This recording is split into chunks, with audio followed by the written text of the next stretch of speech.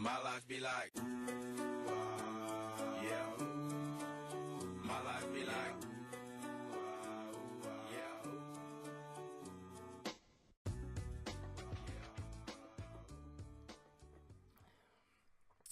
Good morning, Pops the Paladin here, and take a look at my nice little espresso cup that I got going on here. Instead of my regular coffee, I needed a little pick-me-up. So, let's jump into the long-anticipated, really late, 5-week late video of Demonic Inquisition. I really apologize, guys. But because of that, you get to see it in both Prot and Ret form, and if you see my gear list that were just popped up there, you can see what I was running for both specs on the specific kills that I'm showing in the video. So, starting off, big things that I want to really talk about in terms of Demonic Inquisition on Mythic level difficulty for Prot Paladin. There is zero change. I mean, it's the same damn fight for tanks, just a lot more damage. What I am going to tell you is that Artigan does hit really hard, especially when he's done with Bonesaw. Once he comes out of Bonesaw, he's going to hit you like a truck. So make sure that you have a Shield of the Righteous available and or an Eye of the Tear. I recommend having both available. If you have Pillars of Inmost Light, you're set to go. If you don't, well, you should be just fine through a Shield of the Righteous, but if you want to be safe, pop an Ardent Defender too at the same time. As Prot Paladin, you should always be tanking Balic first because you have so many interrupts. Rebuke, Avenging Shield, Rebuke, Avenging Shield, 30% chance of another Avenging Shield. You get what I'm saying? Start off on Balic because you are going to help out your team a lot. Pangs is a terrible thing to happen to your raid group. So make sure that you're really interrupting that. And have a 2-piece coming into this, at least on Mythic level difficulty. Have a 2-piece coming in at the minimum. If you want a 4-piece so that way you're taking reduced damage, go right ahead. You see I was running 4-piece, I think. And didn't take a lot of damage in this fight, except when Artigan's like, hey, I'm going to smack you in the face just before and after Bonesaw.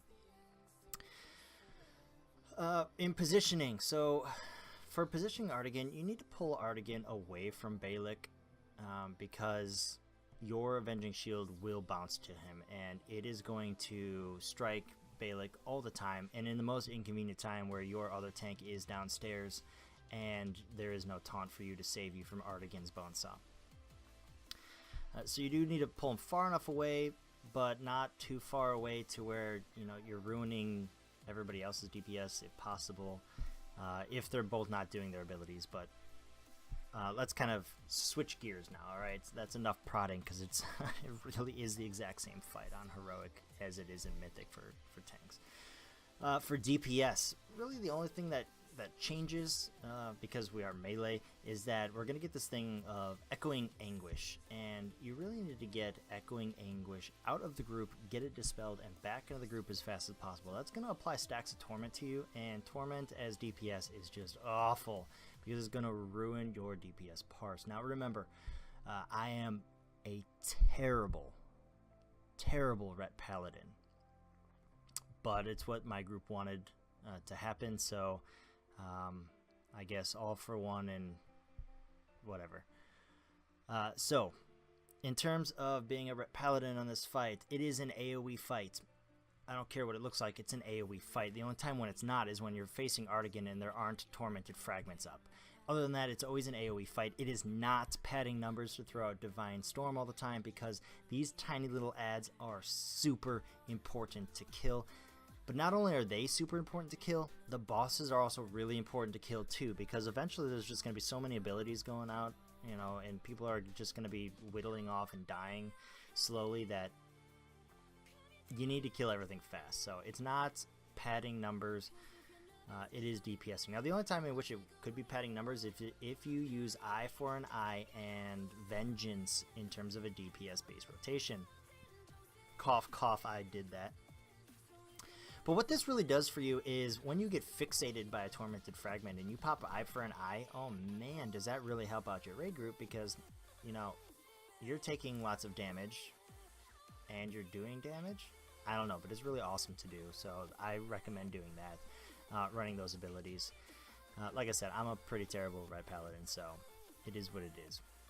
But it's a very easy fight as melee. Just hit the correct target and don't get stacks of torment. Now, there were a couple times where I did not get 100 stacks of Torment through an entire fight, and that was just a lucky fight, so it is possible. That's probably why you see those guys up there with like super ridiculously high parses, because they didn't get sent downstairs, and it was just people were popping up and down, up and down, up and down, just to get as many ads as possible.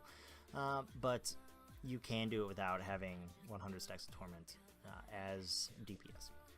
Now coming back into Prot Paladin, what you see on my screen right now is a gigantic Tormented Fragment. Your raid group should never ever allow that to happen, because when that happens, well, there's going to be a lot of people dying, because those guys hurt, especially when they touch a DPSer. They really hurt. So, you know, just really protect yourself on that aspect here.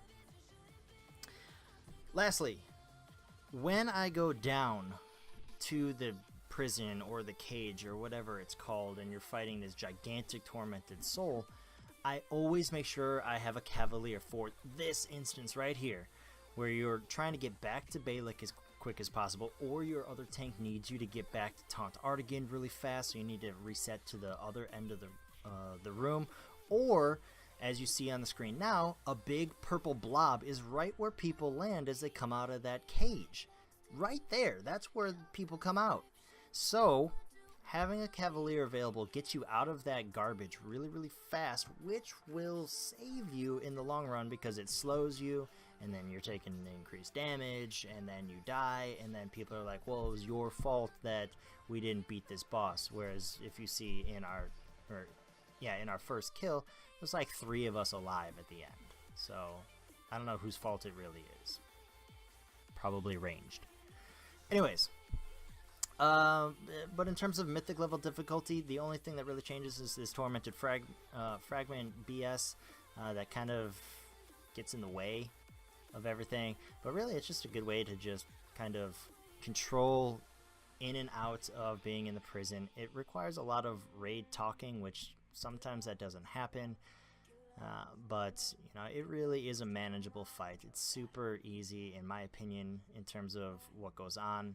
If you're still going into Mythic or getting ready to go into Mythic, I recommend doing obviously Goroth, and then I recommend doing Demonic Inquisition, then Harshatan. That's just my recommended order, even though my videos didn't come out anywhere near that order. But you know, needless to say. So I wish you all the best in your loot. I hope that this video helped you, either Ret or Prot Paladin. Hopefully it helped you out more Prot Paladin than Ret Paladin, since I didn't give you a lot of information, because once again, I'm not very good at Ret or talking about Ret. So I'm going to work on that. Obviously I have to for my upcoming videos, but needless to say, wish you all the best in your loots, and here we go, guys.